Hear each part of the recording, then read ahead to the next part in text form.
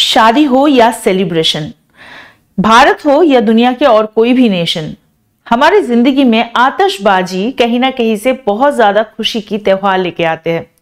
इसीलिए हमारे दिल्ली बोर्ड को तो कभी कभी, दिल्ली की जो पोल्यूशन बोर्ड जो है उसको तो कभी कभी दिवाली पर भी आतिशबाजी को जलाना मना कर दिया जाता है, क्योंकि दिल्ली की पोल्यूशन लेवल भी बहुत हाई हो जाता है। ये रही आज की शुरुआत की बात, लेकिन यही आतिशबाजी जब जाके बहुत खतरनाक तरीके से ये प्रेजेंट होता है और बहुत सारे लोगों की जिंदगी और मौत पे सवाल उठा देता है, तब जाके ये बड़ा सा कयामत लेके आते हैं।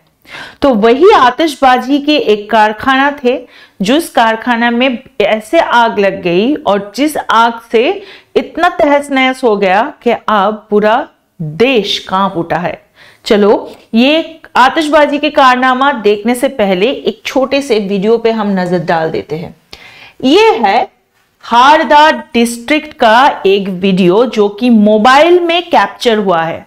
अब देख सकते हो कि ये आग का इंटेंसिटी कितना हाई है और यहाँ पे जो एक्सप्लोशन हुआ है वो एक नहीं, लगातार एक के बाद एक एक्सप्लोशन होता गया है। तो यही सिचुएशन जब हुआ तो उसके बाद का जो सिचुएशन है उसी के बारे में हम बात करेंगे। अब ये क्यों हुआ, कैसे हुआ और इसके आगे पीछे का क्या कॉन्टेक्स्ट है जो हमारे एग्जामिनेशन के पर्सपेक्टिव से बहुत इंपॉर्टेंट होने वाला है, उसके बारे में आज की सेशन में बात करते हैं। चलो, ज्यादा टाइम जाया ना करते हुए आपको पहले बता देते हैं एज यूजुअल रोज की तरह कि हम यहाँ पे क्या करने वाले हैं। What is going to be our session today on. देखो, मैं आपको याद दिला दूंगी कि यहाँ पे जो स्टेक होल्डर्स होंगे आज के सेशन के, मतलब जिनको लेकर हम बात करेंगे, वो क्या है, स्टेक होल्डर्स कौन कौन होंगे, ये हमें याद रख के चलना है। नंबर 1 क्या है? नंबर 1 पता ही चल गया है कि फायर क्रैकर। ठीक है, फायर क्रैकर जो कि है आतिशबाजी। नेक्स्ट हम बात करेंगे कि इसके गवर्नमेंट इनिशिएशन के बारे में, जिसमें हम इसके लीगल, इलीगल और इसके जो अदर वेज, मतलब लीगल वे हो गया, इसका जो केमिकल कंपाउंड्स हो गए, इनके बारे में भी हम बात करेंगे। और इसके साथ हम बात करेंगे कि what is about the safety major, what is about the safety major, कि आगे जाके क्या कुछ ऐसे होने वाला है कि ऐसे हादसे ना घटे। वैसे देखा जाएगा तो इंडिया में ये नई बात नहीं है, लगातार 2022 में भी ऐसे 2 न्यूज आए थे और ऐसे सिचुएशन होते जाते हैं। अगर बात किया जाएगा तो अभी तक के न्यूज में, मतलब लास्ट घटना घटने के बाद तक अभी तक 24 आवर्स हो चुके हैं जब तक ये वीडियो आप देख रहे हो, तब तक जो इनके जो मालिक थे, इस फायर क्रैकर जो फैक्ट्री है, इसके जो मालिक थे, उनके साथ और भी 2 लोग थे, जिनमें से 2 लोगों को गिरफ्तार किया गया है। बाकी मालिक फरार है ऐसे बोला जा रहा है। बाकी लोग दिल्ली भागने की कोशिश में थे ऐसे बोले जा रहे हैं। अब भागना है कि और कुछ है कोई प्लान में, वो सब हमारे टॉपिक के विषय नहीं है। लेकिन हम क्या बात करेंगे, हम बात करेंगे इस इंसिडेंट से रिलेटेड क्या क्या इश्यूज है जो बहुत ही ज्यादा दर्दनाक है उसके बारे में। यहाँ पे जो पिक्चर है, ये पिक्चर से ही आपको पता चल रहा है कि वो सिचुएशन या उस ground reality is so Harsh.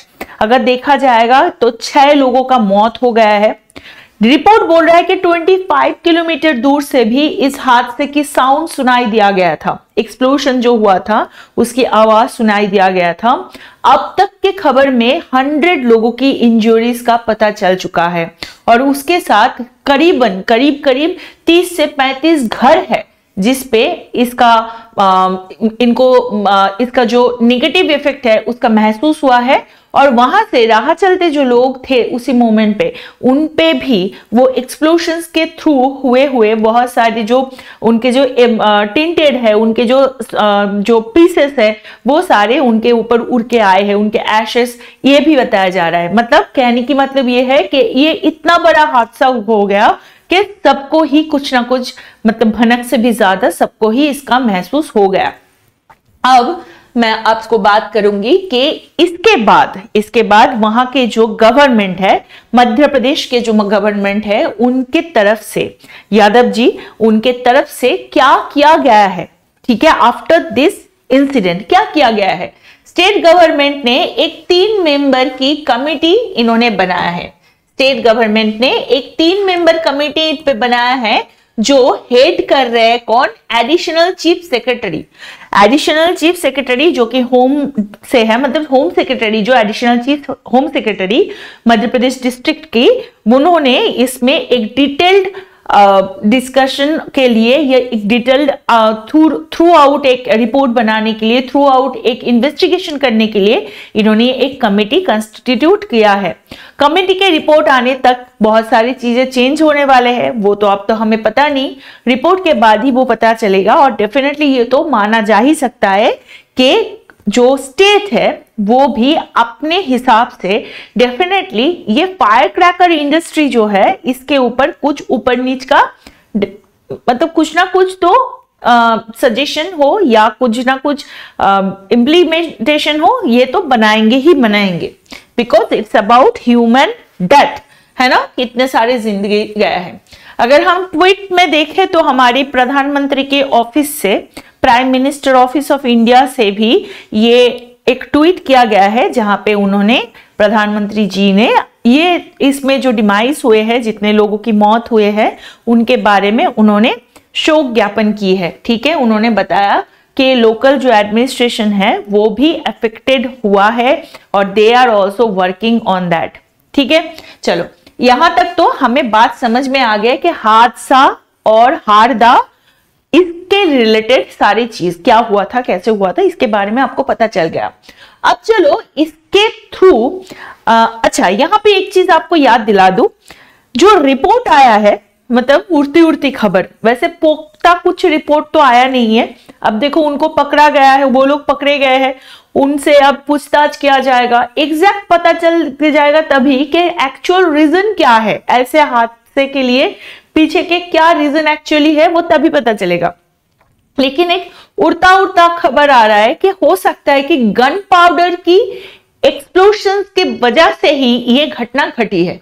ठीक है, gun powder which is a very important element, जो कि ये फायर क्रैकर इंडस्ट्री के लिए एक बैंड एलिमेंट माना जाता है, जिसमें से कुछ कुछ केमिकल को बैंड माना जाता है, उसके एक्सप्लोशन की वजह से शायद ये घटना घटी है।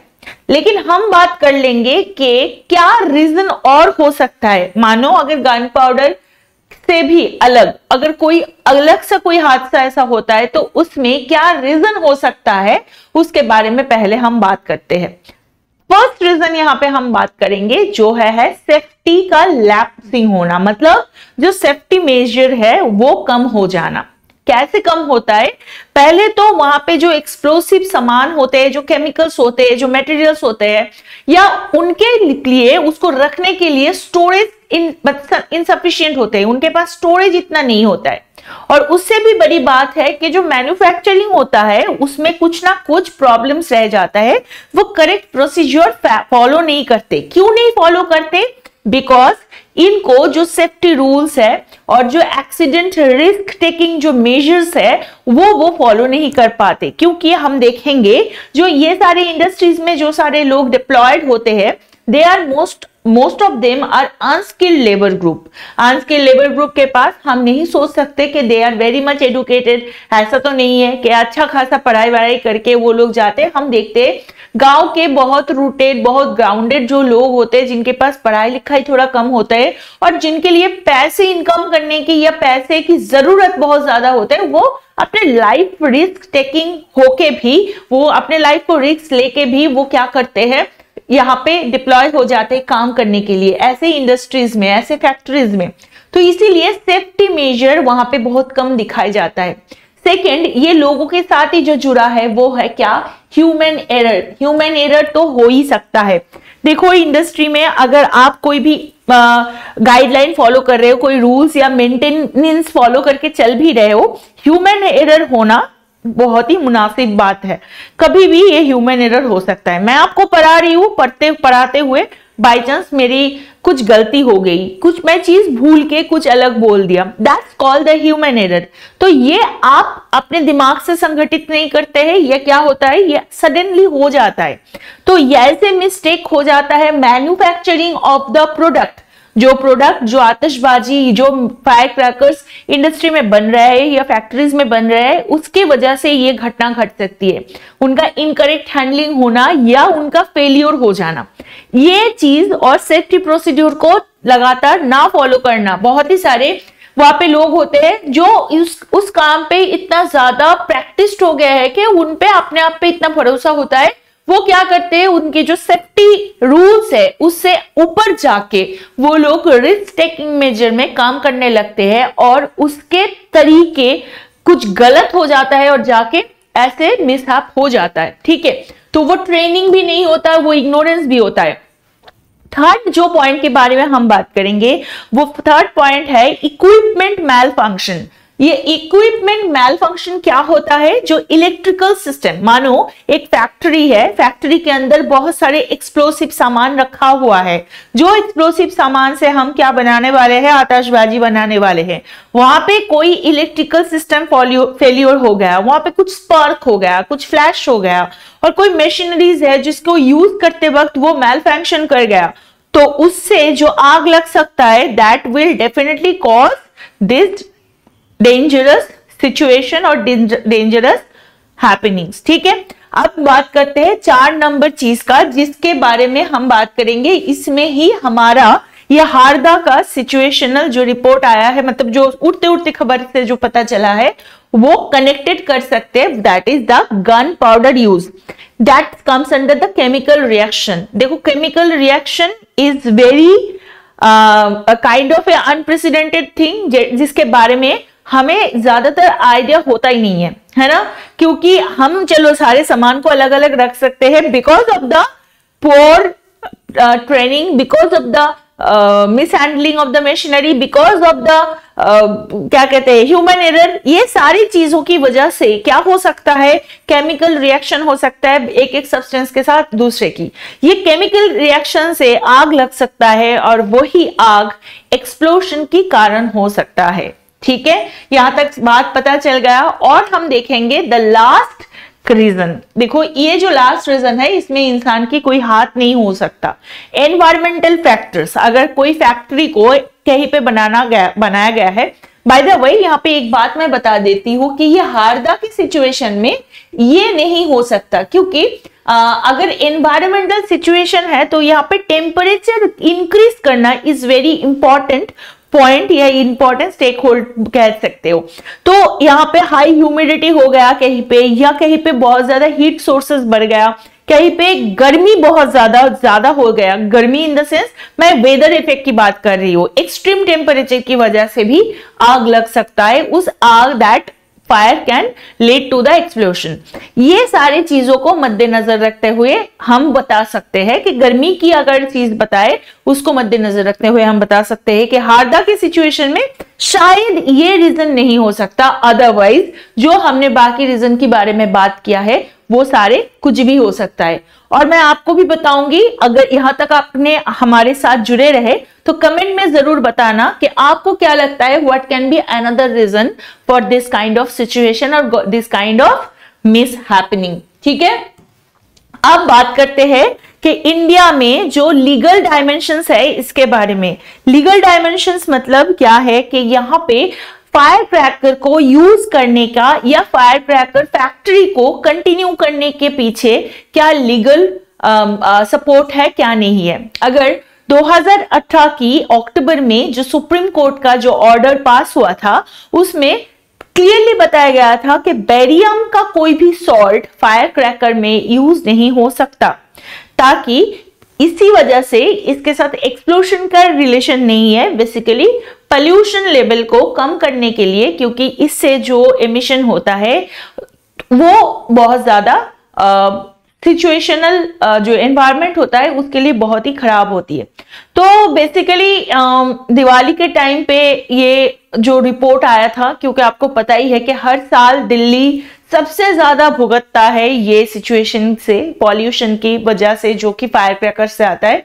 दिल्ली में पॉल्यूशन होने के पीछे और भी रीजन है। यहाँ के व्हीकल्स हो सकते हैं, मतलब बहुत ज्यादा ओवर यूज ऑफ व्हीकल्स हो सकता है, उसका जो एमिशन होता है, उसके जो कार्बन एमिशन होता है वो होता है। इसको छोड़कर भी पंजाब हरियाणा का जो वहां पे जो फील्ड से जो फायर वर्क्स प्रोड्यूस होता है, उससे भी यहाँ की पोल्यूशन लेवल हाई होता है। लेकिन हम बात कर रहे हैं एक्सप्लोसिव कंटेनर की, जो कि है फायर क्रैकर्स।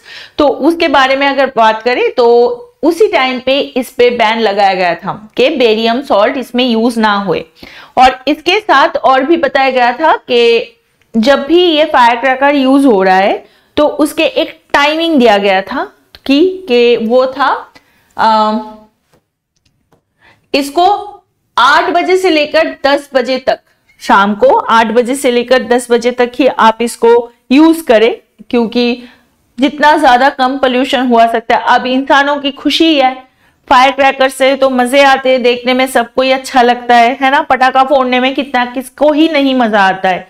तो उस मजे को पूरा खत्म भी नहीं करा दिया गया, एक टाइम पीरियड बना दिया गया। और जो न्यू ईयर की मिडनाइट होता है, मतलब न्यू ईयर ईव होता है, रात की 11:55 से लेकर 12:30 तक आप इसको जला सकते हो। ये ऐसे कुछ रूल्स सुप्रीम कोर्ट ने बनाया था। अब चलते हैं, आपसे बात करते हैं कि जो ये फायर क्रैकर्स बनते हैं।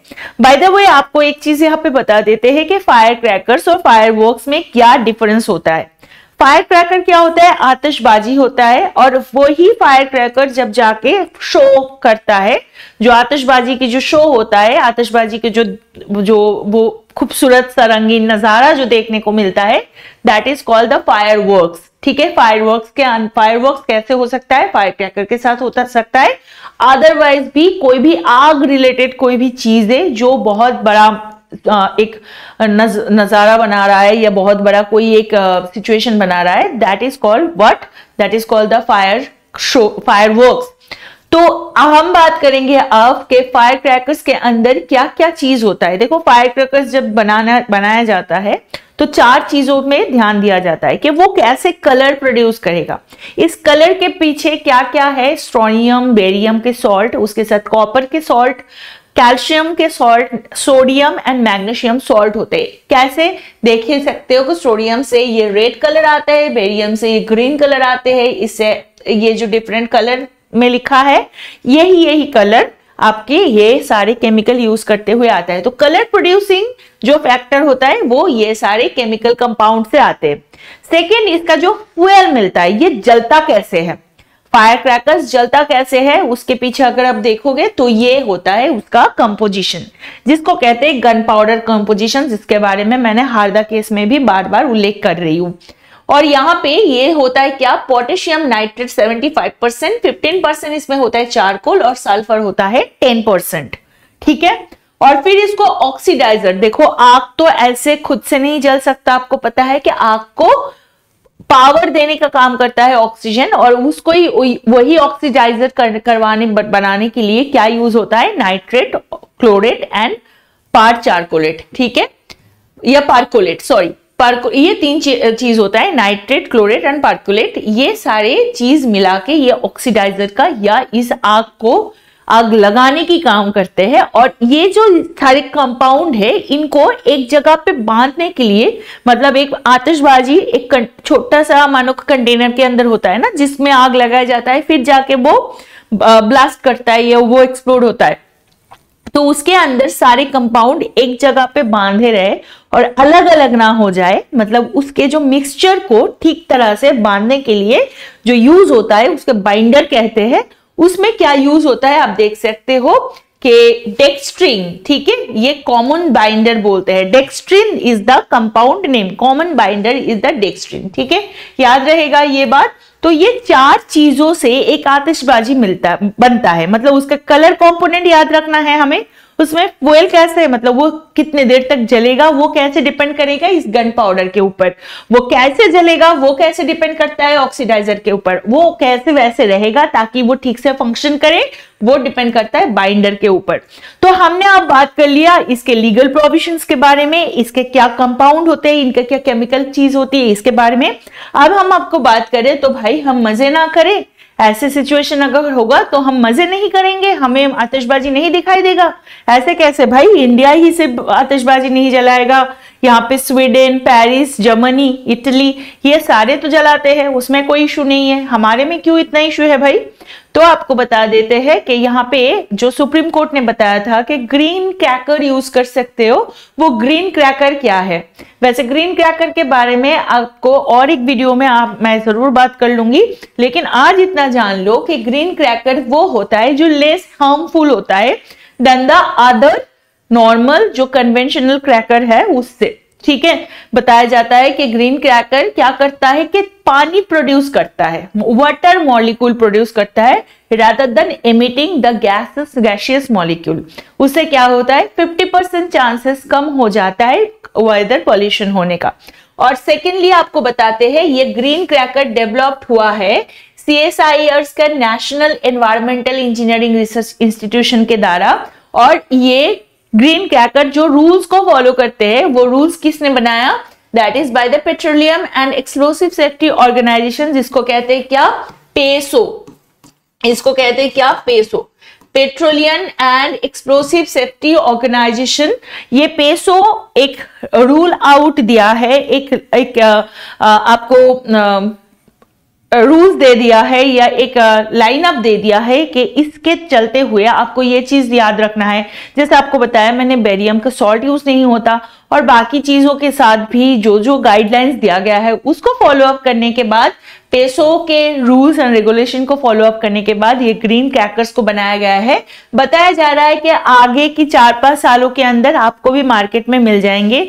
अच्छा लाइट शो बनाता है ये ग्रीन क्रैकर, इसलिए बताया जा रहा है क्योंकि ये जैसे हमें पता है ना ग्रीन आर्ट है ना, ताकि पोल्यूशन फ्री। वैसे ये भी बताना चाहूंगी कि ये ग्रीन क्रैकर की वजह से ऐसे मत सोचिएगा अरे ये ग्रीन क्रैकर है ये थोड़ी ना पोल्यूशन करेगा, नहीं ऐसा नहीं बात, ऐसी नहीं बात है। जाहिर सी बात है कि ये बोल रहे हैं कि 50% से 40 से 50% तक पोल्यूशन लेवल कम किया जाएगा ग्रीन क्रैकर के थ्रू, लेकिन पोल्यूशन के through in the sense cracker जलाते हुए। ऐसा नहीं है कि ग्रीन क्रैकर जला के पॉल्यूशन कम हो गया, नहीं ये नहीं बता रही हूँ कि क्रैकर को यूज करते हुए, क्रैकर मतलब आतिशबाजी के शो देखते हुए, बनाते हुए, उसको जलाते हुए जितना पॉल्यूशन होता है उससे कम होगा। और लास्ट एक चीज मैं यहाँ पे बताऊंगी कि आगे जाके भी कुछ चीज पे काम हो रहा है जिसमें बताया जा रहा है, जिसके नाम बताया जा रहा है ई क्रैकर। और ई क्रैकर को छोड़कर भी बाकी बहुत सारी इनिशिएटिव्स भी है। क्रैकर जो एल्यूमिनियम को रिड्यूस करके एमिशन बनाएगा, कम एल्यूमिनियम रिड्यूस से। एक चीज है जिसका नाम है अनार, अभी भी एक आतिशबाजी मिलता है जिसका नाम है अनार, वो अनार नहीं, ये दूसरा अनार के बारे में बात किया जा रहा है जो बोल रहा है इको फ्रेंडली बनेगा, जिसका जो पूरा सिस्टम है वो इको फ्रेंडली वे में बनेगा ताकि वो मटेरियल्स जो है वो ज्यादा पोल्यूशन ना करे। और उसके साथ बिजली क्रैकर है जो कि ऐश और जो डिसिंसेंट्स है उसका एलिमिनेशन कम करेगा।